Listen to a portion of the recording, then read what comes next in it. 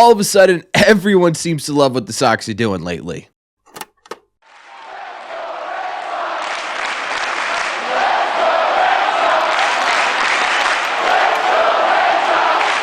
What is going on, everybody? Welcome back to Red Seat Radio. My name is Corbin, and thank you very much for clicking on this video. Listen, I honestly kind of hate the All-Star break, right? I like the home run derby. I think the All-Star game's cool, but it's a week off of baseball in the middle of the season, 2 weeks before the trade deadline, right? Specifically this year, too, it feels like, oh boy, I really hope this doesn't just brick wall their momentum that they had building coming into the break, because as we all know, the Sox looked incredible coming into the All-Star game. I mean, they were on a 10-game win streak. They were the hottest team in Major League Baseball. They totally turned their season around, both vibes-wise and statistically. I mean, coming into this 10-game winning streak for the Red Sox, they had just a 16.7% chance of making the playoffs on Fangraphs. Coming out of this and coming into the break, the Red Sox are now sitting at 55.6% for their chance of just simply making the postseason. But people are starting to really notice. I mean, obviously, right? The Red Sox were making a ton of noise, and people think they are actually more poised than just simply making the postseason. In fact, two of the biggest MLB reporters out there anywhere are actually currently saying right now they believe that the Red Sox could end up being World Series contenders when things are all said and done. Ken Rosenthal started this off by saying they could just use a starting pitcher who would help them, as well as a first baseman, and of course, the requisite bullpen help. The Red Sox are in great shape. They are a team, frankly, that might be in the World Series if they make the right moves here. He actually added on to this, and I just want to get the full quote out there just to make sure. Quote, a couple of weeks ago, I would have said they needed a number 2 pitcher right behind Crochet. Now I don't know if that's the case, but in recent weeks, Lucas Giolito has come on and Brian Bayo has come on, so right now, I don't know that they need the number 2 that's going to be so hard to get anyways. But he's not the only one. There was another MLB reporter, maybe the best MLB reporter, who talked over the All-Star break about the Red Sox chances for a postseason, and that was, of course, the great Jeff Passan, who said, quote, Chapman's going nowhere, Bregman's going nowhere, they're going to add, and if they add another starting pitcher who could be at the top of the rotation to go with Crochet, Brian Bayo, pitching so well, Lucas Giolito, the Boston Red Sox are legitimate World Series contenders. Those are honestly some really big words for a Red Sox team that had one of the wildest first halves in recent memory, right? Between injuries, a Rafaela trade, an absolute roller coaster of a half season for the Red Sox. Record-wise, it's pretty surprising, honestly, that they're sitting here and they're saying, look, we think this team could be a legitimate World Series threat, but the question becomes, honestly, are they, right? What is it going to take for them to actually get there?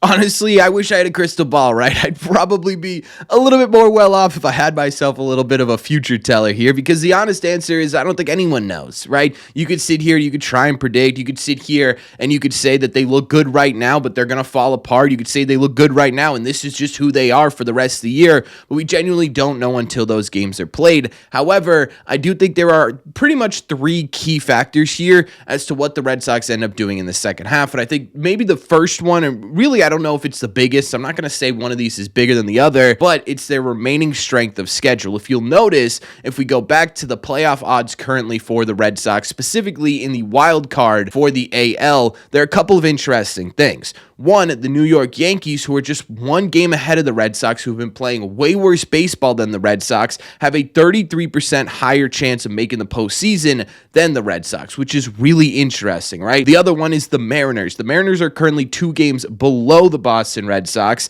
and yet, for some reason, they have 20% higher odds of making the postseason. The biggest reason for that is because the Red Sox, they've got one of the hardest strength of schedules left in Major League Baseball. In fact, it is the hardest strength of schedule left in Major League Baseball. They play the most teams over 500 between this end of the All-Star break and the end of the regular season, and this is really sort of make or break for the Red Sox. We've talked about this 100 times, right? But coming out of the All-Star break, you're playing the Cubs, the Phillies, and the Dodgers, with the Twins rounding it out.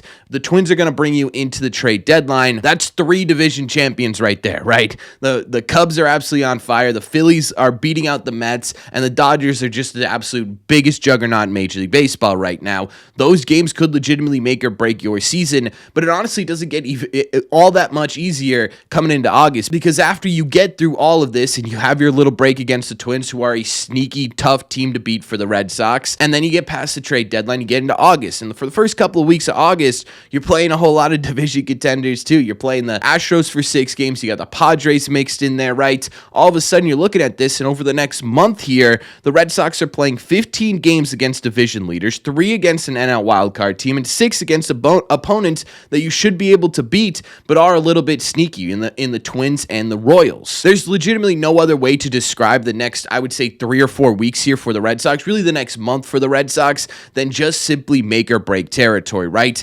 It's going to be a lot more difficult in terms of just simply opponents you are facing for the Red Sox to make the postseason than any other team in Major League Baseball. And that's absolutely crazy to say, right? They have the hardest strength of schedule left. That is not something that we could take pretty lightly. The Mariners, the Yankees, they've got breaks in here where they're playing 2, 3, 4 sub 500 or maybe not even in the postseason teams over these next couple months. The Red Sox, they have some stretches where, hey, it's a couple of series against teams that you should absolutely destroy. But for the most part, it's like, okay, you've got one good opponent, you've got one bad opponent, you've got 3 good opponents, you got one bad opponent, right? And that's how it's going to be from here on out. It isn't going to be an absolute dogfight for the Red Sox to get into this. The question is, are they up to that challenge?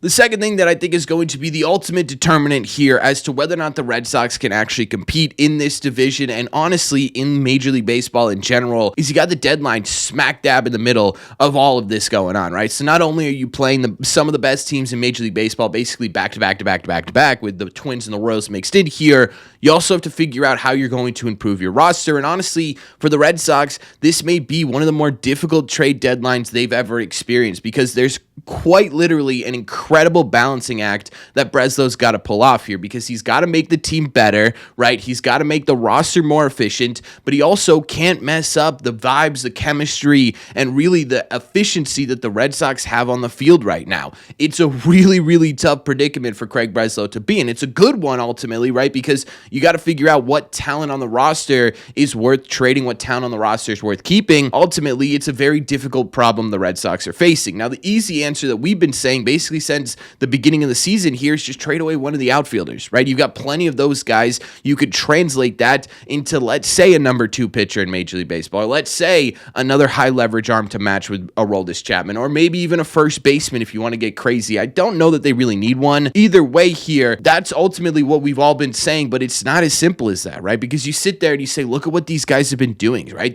The outfield has been a major reason the Red Sox have been on this 10-game win streak. They're a major reason why they're so highly touted right now coming out of the All-Star break. To break that up in any capacity could end up screwing up with not only the chemistry, but the play on the field as well. Guys may not be ready to get into that high, super high value position that you'd have to end up putting them in if you were to trade one of these people. Basically, what Craig Breslow is going to have to do here is he's going to have to thread the needle between improving and maintaining the status quo. And that's not an easy task to do. You talk about it. Both these guys say, hey, look, you probably need a starting pitcher. Ideally, you need a number 2 starting pitcher, right? Ken Rosenthal, not as confident, but Jeff Passan, pretty confident that what the Red Sox need to do at the deadline is to get legitimate starting pitching. Breslow himself has said that that's what they're looking for, right? That's not going to be easy to acquire. We talk about this all the time. Pitching is a premium in Major League Baseball right now. At the deadline, it's essentially the holy grail, right? You add in the fact that you want to get a top rotation guy, you're looking at pulling off a miracle, basically, at the deadline to get someone like that. It's going to cost you a ton, and I don't know that the Red Sox are ready to part with what it's going to take to get that done. So you look at the deadline here, and it is going to be a legitimate point here, and that's why Ken Rosenthal and Jeff Passan sat there and said, this is what could propel the Red Sox to World Series contention. This is what could be the difference between the Red Sox being, a sneaky wild card team and a legitimate division threat, right? What they do at the deadline. I know I said that there's not really one thing above the others that is going to make or break the Red Sox, but I kind of changed my mind on that a little bit because I do think this is ultimately the biggest thing between the Red Sox being World Series contenders and being potentially a sneaky wild card team to a team that's good but not going to make the postseason. And it's simply, can these young players, the young core of the Red Sox, continue to produce the way they are producing right now? I'm talking about guys like, and this isn't a full list, it's just names off the top of my head here, Ceddanne, Rafaela, Will Abreu, Roman Anthony, Marcelo Meyer, Brian Bayo, Chris Murphy, Carlos Narvaez, right? I could keep going on and on about young players, young inexperienced players, and what they've been doing for the Red Sox right now, because essentially they're carrying this team, right? Whether it be offensively, whether it be defensively, it's all coming down to either rookies, guys in their second year, or guys still trying to figure out where they fit on a major league roster. And obviously you've got some help now, right? It's not just these guys. For a while it was just these guys, but now you've got Bregman back, you've got Massa back, you've got Story playing the way he's playing, Duran's getting a little bit hot, right? You're looking at some of the veterans on this team. You sit there and you say, those guys are great, and those guys are going to win you baseball games, and those guys are going to set the mentality and be clubhouse leaders. But ultimately, I think when you're talking about whether or not they're World Series contenders, which is a big mark to make, or if they're just simply guys who could potentially sneak into a wild card spot, it's going to come down to these young players, right? And I don't know that I love that all that much, right? It's both absolutely terrifying and really exciting at the same time. It's terrifying because we've seen it throughout this season so far, right? The Red Sox have been relying on these young guys basically since day one, and what you've seen is a bit of a roller coaster. These second-year players, these rookies, they're still trying to figure out how to be a Major League Baseball player. They're still trying to figure out how to stay in Major League Baseball, and to put the extra pressure here of, hey, not only do you need to find your place in this league, you also need to lead this team to a postseason, is a whole lot to put on these guys. But it's also incredibly exciting because sometimes being so naive can actually end up being beneficial, right? These guys aren't focused on what their playoff odds are right now. They're not focused on what the expectations are of this fan base or reporters or the general public here. They're focused on day-to-day, game-to-game, simply getting better, simply just finding their place in the sport, and simply winning every single time they go out there, right? And sometimes that's actually beneficial, where it just simply naturally blocks out all the noise in the crowd. It blocks out all the noise in the radio, on the TV, on YouTube, whatever it may be here. It blocks it all out, and they can just focus on getting better and better. And I do think this is where having Alex Bregman really sort of could be the difference between who they are now and who they could be at the end of the year, because Bregman's done this 9 years in a row. Bregman's been a leader and a veteran presence and a World Series contender basically his entire career, right? He knows what it's like to come up and have the pressures of being a postseason team put on them. He knows what it's like to lose, what it's like to win, and what it's like to get there. And I think having him to lean on with all of these guys is absolutely crucial. But ultimately, I think you sit there and you say, what's the difference between a World Series contender and what they are currently on paper, which is a wild card team? It's these rookies right here. You can add whoever you want to this rotation, but ultimately, you're still going to have Crochet at the front of it, right? And Crochet's a young player, and Bayo right behind them, who's a young player. Ultimately, in the lineup, Bregman, Story, Massa, these guys can be really productive players, but ultimately, the difference between this team being a juggernaut offense and being a solid offense are the guys that haven't spent time in Major League Baseball, and I think this truly is the difference between a World Series contender and a wild card team.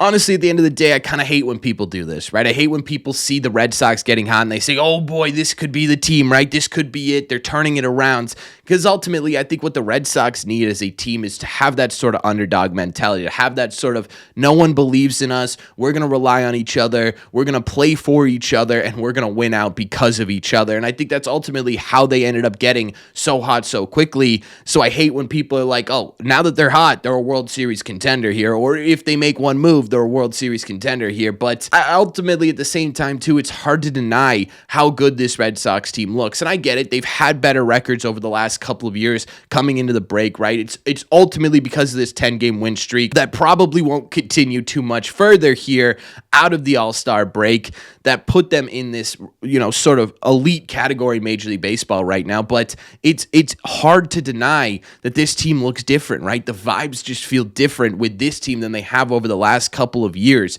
The personnel on this team feel different than they've been over the last couple of years. It's tough for me to sit here and say that right now on paper, looking at this roster, especially if they are able to add a number 2 and a legitimate bullpen arm back in the end here, that they can't be World Series contenders, because they absolutely could be. And so I think it's just ultimately exciting that not only are we sitting here saying that, the general public is also sitting there saying, I'm a little scared of the Red Sox right now. And now you've got the legitimate reporters saying, yeah, we agree with you. you guys. These guys could be incredibly scary. So let me know in the comment section down below, what do you guys think? What do you think about what Ken Rosenthal and Jeff Passan said? And what do you think are the keys between the Red Sox being World Series contenders and potentially a fringe playoff team? Let me know all your thoughts in the comments down below. As always, if you made it to the end of this video, do me a favor. Make sure you guys have hit that subscribe button if you haven't already. If you're new here, we talk Red Sox content almost every single day. Also, make sure you guys have hit the like button on this video as well. It just simply helps out a ton. It's the best way to let me know you're enjoying the content. Don't forget, if you guys want to listen instead of watch,